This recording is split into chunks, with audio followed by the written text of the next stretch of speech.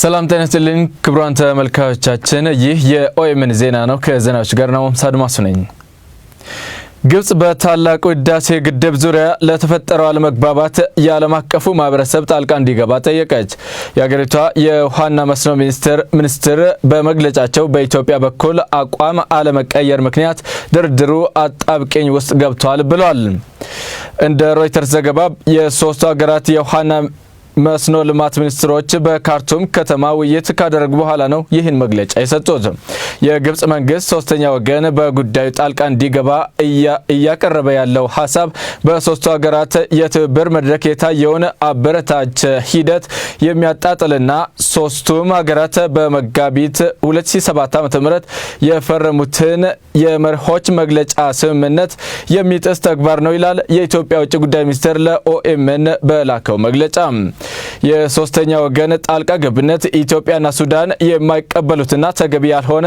በአገሪቱ መካከል ያለውን ዘላቂ ትብብር የሚጎዳ ለውይይት ያለውን በቂ ዕድል ወደ ጎን የሚያደርግና ገንቢ የሆነውን የውይይት መንፈስ የሚያደፈርስ እንደሆነም በመግለጫው ተጠቅሷል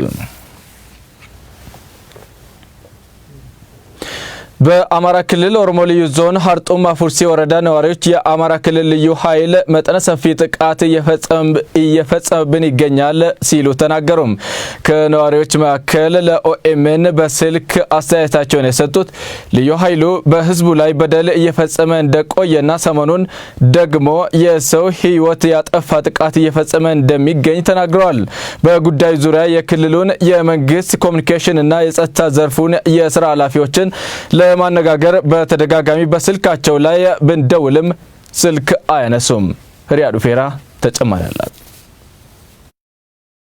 በአማራ ብሔራዊ ክልላዊ መንግስት ኦሮሞ ልዩ ዞን የአርጡማ ፉርሲ ወረዳ ነዋሪዎች የክልሉ ልዩ ኃይል ፖሊስ መጠነ ሰፊ ጥቃት እያደረሰብን ይገኛል አሉ ነዋሪዎቹ በስልክ ለኦኤምን በሰጡት አስተያየት የአማራ ልዩ ኃይል ፖሊስ በወሎ ኦሮሞዎች ላይ ጥቃት እየፈጸመ ይገኛል ብለዋል የአማራ ክልል ያዘመታቸው ልዩ ኃይል እነዚህ ሰዎች ናቸው አሁንም ችግር እየፈጠሩ ያሉት በባለፈው ቂም አሁንም በመነሳሳት ከፍተኛ የሆነ ዘመቻ ነው በኦሮሞ ህዝብ ላይ ነው እየዘመቱ ያሉት እነሱ ኦነግ ነው እያሉ ነው የሚወነጅሉት በአንዳንድ የክልሉ የመንግስት የሥራ ኃላፊዎች እየታገዘ የሚሰራ ሴራ መሆኑንም ነዋሪዎቹ ተናግረዋል አጣይ አካባቢ ያለው ሁኔታ እስከ ጅሌ ሰንበቴ ድረስ ያለው ተጋጣይነት ያለው ስራ ነው እየሰራሉ አሁን መከላከያ ሰራዊት ገብቶ ዛሬ ራሱ በማረጋጋት ላይ ነው ያለው እንደዚህ በተመሳሳይ ባቲ ላይ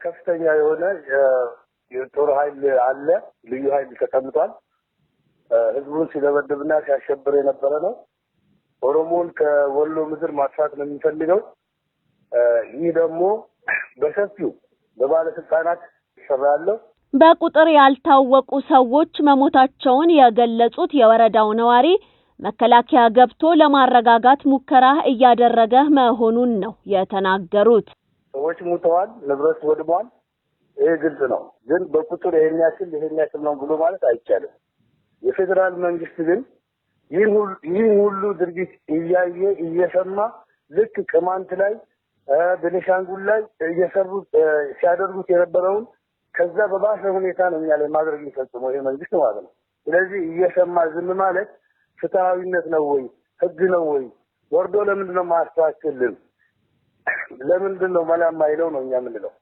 በጉዳዩ ላይ የአማራ ብሔራዊ ክልላዊ መንግስት ፖሊስን ለማነጋገር በተደጋጋሚ ስልክ ብንደውልም አልተሳካም የአማራ ክልል ልዩ ኃይል በኦሮሞ ልዩ ዞን ነዋሪዎች ላይ የሚፈጽመውን ጥቃት መቀጠሉን የዞኑ ነዋሪዎች ተናገሩ ከዞኑ ነዋሪዎች መካከል ኦኤምን ስቱዲዮ በመገኘት አስተያየታቸውን የሰጡት የልዩ ኃይሉ ተልዕኮ በክልሉ ውስጥ የሚገኙት ብሔርና ብሔረሰቦች መብት መጋፋት ነው ብለዋል ለዚህ በተለያዩ የክልሉ አካባቢዎች በተለያዩ ብሔሮችና ብሔረሰቦች ላይ የተፈጸመ ያለው ጥቃት ማሳያ ነው ብለዋል በጉዳዩ ዙሪያ የክልሉ መንግስት ምላሽ ለመስማት ያደረግነው ጥረት ለጊዜው አልተሳካም አሁንም ሪያዱ ፌራ ተጨማሪ አላት በአማራ ብሔራዊ ክልላዊ መንግስት ኦሮሞ ልዩ ዞን የባቴ ወረዳ ነዋሪዎች የአማራ ልዩ ኃይል ፖሊስ ህዝቡ ላይ ጥቃት እያደረሰ መሆኑን ለኦኤምኤን ተናገሩ። ነዋሪዎቹ የአማራ ልዩ ኃይል ፖሊስ ህዝቡ ላይ መጠነ ሰፊ ጥቃት እየፈጸመ በክልሉ ሰዎች እየሞቱ ይገኛሉ ነው ያሉት። አሁን ከትላንት ወዳ አንድ አርሶ አዳሪ እርሻ ውሎ አረሙሎ ሲገባ እነሱ ቦታ ይዘው ነበር ምሽግ አራት ልዩ ኃይሎች የአማራ ልዩ ኃይሎች ተኩስ ከፈቱበት፣ ገደሉት። ህዝቡን በመተናኮስ በመግደል በመተኮስ ረብሻ በማንሳት ችግር እየፈጠሩ ነው። ሻይም እየጠጣ ከሆነ ምንድነው አንተ ጸጉር አስረዝሞ እንኳን ቢሆን ጸጉሩ ፍሬስ አድርጎ ምናምን እንደማንኛውም ወጣት ካዩት ይሄ በቃ ኦነግ የነበረ ነው በሚል ይቀጠቅጡታል፣ ያስሩታል። እዛ ሱቅ ሄዶ ሸቀጥ ለመግዛት እንኳን እየተሸማቀቀ ነው የከተማው ነዋሪ። የክልሉ ልዩ ኃይል የአንድ አካልን የበላይነት የሚፈልግ እንደሆነ እየታወቀ መሳሪያ አስታጥቆ ህዝቡ ውስጥ መልቀቅ አይገባም ነበር ነው ያሉት ነዋሪዎቹ። አማራ ክልል እኛ ለአማራ ህዝብ እንጂ ለሌላ ብሔር አናቅም፣ አማራ ውስጥ ሌላ ብሔር መኖር የለበትም ብሎ የሚያስብን ልዩ ኃይል አምጥተሽ እንደገና ጠብቁ ብሎ ማስቀመጥ ይሄ ሌላ አደጋ መፍጠር ነው። እናንተ ኦሮሞ አይደላችሁ አማራ ናችሁ። ኦሮሞ ከሆናችሁ ከዚህ ከአማራ ክልል ወጣችሁ ኦሮሚያ ክልል ሂዱ ብለው ይሄን ነው የሚሰጡን ማለት ነው። ለሚመለከተው አካል እየጠየቅን ነው። ካሁን በፊትም ጠይቀን ነበረ። ያው ለሚመለከተው እኛ ስራውን እየሰራን ነው፣ እየተስማማን ነው፣ ችግሩ እየተፈታ ነው፣ ስምምነት ወደፊት ይፈጠራል ነው የሚሉን። ግን ስምምነቱ የተፈጠረ ይመስልና አሁን በ3 ወር 4 ወር ልዩነት ነው የተመልሶ የመጣ ጦርነቱ። እየተፈታ አይደለም በጭራሽ። ሲጀመርም የኛ ልጆችም ያቋቸው ከተማውን ሲገቡ አባረው የሚይዙት የኛን ቄሮዎቹን ነው። በክልሉ ልዩ ኃይል ፖሊስና በህዝቡ መሃል ያለውን ከባድ ችግር መንግስት በቸልተኝነት እያየው ነው ያሉት ነዋሪዎቹ ልዩ ኃይል ፖሊሱ ህዝቡ ላይ ጥቃት እንዲፈጽም የሚፈልጉ የክልሉ የስራ ኃላፊዎች አሉም ብለዋል።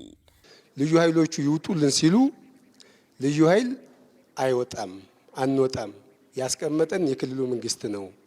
ይህን ነገር ለመፍታት ደግሞ የፌዴራል መንግስትም ሆነ የክልሉ መንግስት ምንም አይነት ሙከራ ሲያደርግ አናይም። ያው ችግር ሲፈጠር መከላከያ ከማስፈር ወይም ደግሞ ልዩ ኃይል ከመጨመር ውጪ ችግሩን ከመሰረቱ ለመንቀል የክልሉ ምክር ቤትም ሆነ የባአዴን የአዴፓ ሴንትራል ኮሚቴ የሚባሉትም ተሰብስበው ምንም አይነት ውይይት አድርገው ሊፈቱ አይሞክሩም። የአማራ ክልል ባለስልጣኖች ምንም አይነት ሙከራ አያደርጉም። እንደውም እንደ ጀብድ ነው የሚወራው። ከህዝቡ ጋር ምንም ችግር የለብንም። እስከዛሬ ተጋብተን ተዋልደን እንደማንኛውም ብሔር ብሔረሰብ አብረን በፍቅር እየኖረ ነው። ከህዝቡ ጋር ምንም ችግር የለብንም። ይሄ አሳምነው ጽጌ ያመጣቸው ልዩ ኃይል ብሎ ሰይሞ ካመጣቸው በኋላ የሚገርምሽ የሚበጀትላቸው ከአማራ ክልል መስተዳድር ነው። ተልኳቸው ግን ያሳምነው ጽጌን ተልኮ ነው የሚያራምዱት። ምክንያቱም የአማራን የበላይነት ነው እኛ ለማስከበር እዚህ ውስጥ የምንኖረው ነው የሚሉት። ሰሞኑን በታላቅ ድምቀት በሆረ ፊንፊኔና በቢሾፍቱ ሆራ አርሰዲ የተከበረውን የኢሬቻ በዓልን ለማክበር ከወሎ የመጡ ቄሮች ወደ ትውልድ መንደራቸው እንዳይገቡ መከልከላቸውንም ገልጸዋል። ኢሬቻ ማለት እንግዲህ ያው አዲስ አበባ ላይ ከ150 ዓመት በፊት ነው የተከበረው። ያንን ደስታ ከኦሮሞ ህዝብ ጋር እንካፈላለን ብለን መጣን። ግን እንደ ወንጀል ነው የታየው። መግቢያ አተም ማለት ነው። መንገድ ተዘግቶብን የኦሮሞን ባህል የኦሮሞን ባንዲራ የያዘ ሰው ወይም ሱቁ ላይ የለጠፈ ወይም የሚያንጸባርቅ ነገር ልብሶ በቲሸርት የታየ ሰው ያስራሉ፣ ይገርፋሉ። ካሁን በፊት አለ ምንም ነገር ወደ 40 ምናምን ልጆች ታስረውብናል፣ ደሴ ላይ ማለት ነው። አለ ምንም ጥፋት ተገለንም ታስረናል። የነዛን መብት እየጠየቅን ነበር። እስካሁን መፍትሄ አላገኘንም፣ እዚሁ ፊንፊኔ ነው ያለነው ብለዋል ቅሬታ አቅራቢዎቹ። ለዛ ነው የተቀረውም እዚህ ቀርቷል። አሁን ስራ ያለውም ስራውን ትቶ አዲስ አበባ ነው ያለው። ምክንያቱም መንገድ አተን። ስለ ጉዳዩ የአማራ ፖሊስ ኮሚሽን እንዲሁም የኮሚኒኬሽን ጉዳዮች ኃላፊ በተደጋጋሚ ስልክ ብንደውልም ምላሽ የሚሰጠን አካል አላገኘንም። የኢሬቻ በዓል በሆረ ፊንፊኔና በሆረ ሀርሰዴ ያከበረው የሲዳማ ልዑክ በ6 ኪሎ የመሰብሰቢያ አዳራሽ ከሲዳማ ተወላጆች ጋር ምክክር አካሂዷል። በዚህ የምክክር መድረክ የሲዳማ ተወላጆች ሆነው በተለያዩ በሚኒስቴር ኃላፊነት ቦታዎች የሚያገለግሉ ሚኒስቴር ዴታዎች፣ በፌደራል መስሪያ ቤቶች የሚያገለግሉ የሐዋሳና የሲዳማ ዞን ከፍተኛ አመራሮችና የሲዳማ ብሔር ወዳጆች ተሳትፈውበታል። በምክክር መድረኩ ህዳር 3 ቀን ስለሚኖረው የሲዳማ ብሔር ህዝበ ውሳኔ አሰጣጥ ዙሪያ የጋራ ግንዛቤ ለመፍጠር እንደሆነ ታውቋል። አቶ ደስታ ሌዳሞ የሲዳማ ዞን ዋና አስተዳዳሪ ህዝበ ውሳኔውን የተሳካ ለማድረግ ዞኑ ከሐዋሳ ከተማ አስተዳደር ጋር በጋራ በመሆን እያከናወነ እንደሚገኝ በመድረኩ አስረድተዋል። በሲዳማ ዞንና በሐዋሳ ከተማ መካከል ምንም አይነት ልዩነት እንደሌለና እንደማይኖርም አቶ ደስታ ሌዳሞ አስታውቀዋል። ዜናዎቻችን እስካሁኖቹ ነበሩ። አብራችሁን ስለሆናችሁ እናመሰግናለን።